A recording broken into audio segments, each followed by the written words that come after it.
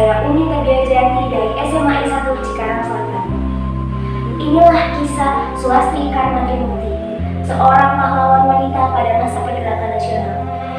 Terlahir dari keluarga priai, tidak membuat Trimurti menjadi gadis yang berbesar hati dan angkuh. Ayahnya, Raden Ningrat Banjaransari Mangusuromo, merupakan seorang carik yang naik pangkat menjadi camat.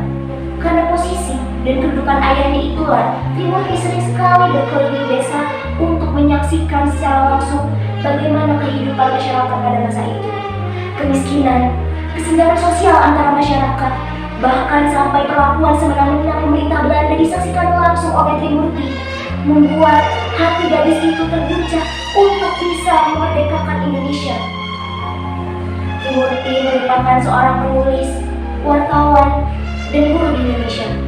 Setelah lulus dari MNS, Master Normal School, setelah dengan studi 4 tahun, beliau melanjutkan cita-cita ayahnya untuk menjadi seorang guru di sekolah latihan. Dan beberapa kali pindah hingga ia menetap di Banyumas. Dan dari situlah gerbang perjuangan Trimurti dalam organisasi politik dimulai. Selain aktif dalam mengajar, Trimurti juga aktif dalam berbagai organisasi seperti Rumpun Wanita dan Budi Utomo. Pada Agustus dan September tahun 1932, saat Soekarno melakukan perjalanan dari Jawa Tengah ke Jawa Timur untuk mengadakan rapat Partindo, Trimurti sebagai wanita muda yang haus akan nilai-nilai semangat dan perjuangan ikut andil dalam rapat tersebut. Dan bagaimana tidak, untuk pertama kalinya beliau begitu kagum, begitu terkesan dengan pidato yang disampaikan oleh Bung Karno tentang pentingnya penerapan anti-imperialisme dan anti-kolonialisme, yang membuat sepenuh jiwanya terguncang untuk lebih memantapkan diri memperjuangkan kemerdekaan Indonesia. Sampai pada akhirnya Trimurti mengundurkan diri menjadi seorang guru dan bergabung dengan Partindo pada masa itu. Melihat dari bagaimana Partindo dalam menerima anggota baru, membuat Trimurti terpengaruh dengan model perjuangannya yang terkesan terbuka, berani dalam mengambil risiko, serta tegas dalam menolak bekerja sama dengan Belanda. Trimurti selain aktif dalam berpolitik, beliau juga mengajar di sebuah sekolah swasta bernama Perguruan Rakyat untuk menyambung hidupnya. Bersama dengan itu, peraturan dan kebijakan pemerintah Belanda mengenai larangan untuk mengadakan rapat keluar. Trimurti tidak mengindahkan larangan itu, dan dia tetap menjadi pembicara pada rapat besar yang diadakan pemerintah. Sampai akhirnya, Trimurti ditangkap dan diinterogasi oleh penjajah Belanda. Walau tidak sampai di penjara, tapi nama Sulastri Karma Trimurti merupakan satu-satunya anggota partai yang pada saat itu diincar oleh polisi Belanda. Sedangkan pengalaman Trimurti dalam dunia kepenulisan sendiri dimulai pada tahun itu saat ia menerbitkan majalah pertamanya yang berjudul Keduduk, awalnya kemudian Trompet. Majalah yang pada saat itu digunakan sebagai sarana untuk mengkomunikasikan perjuangan melalui media. Bahkan Soekarno menunjuk Trimurti untuk menulis pada majalah Rakyat.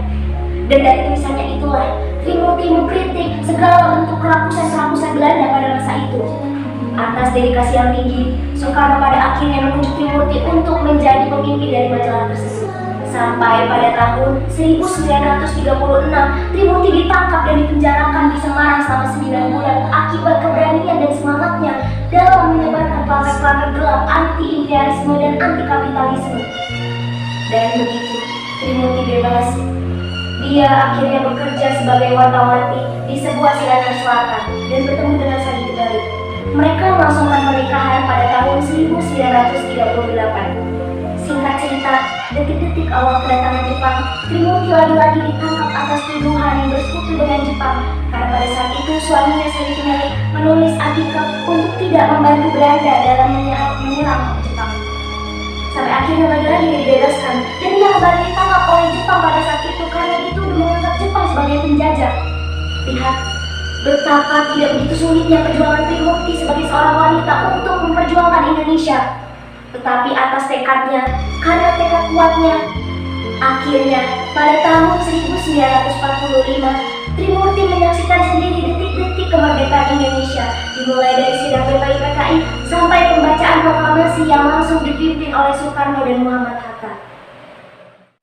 Dan setelah itu, karena kiprah Sulastri Karma Trimurti sebagai aktivis kemerdekaan, ia diangkat menjadi Menteri Perguruan pertama di Indonesia. Lalu, apa hikmah yang bisa kita ambil dari perjuangan sosok Trimurti ini?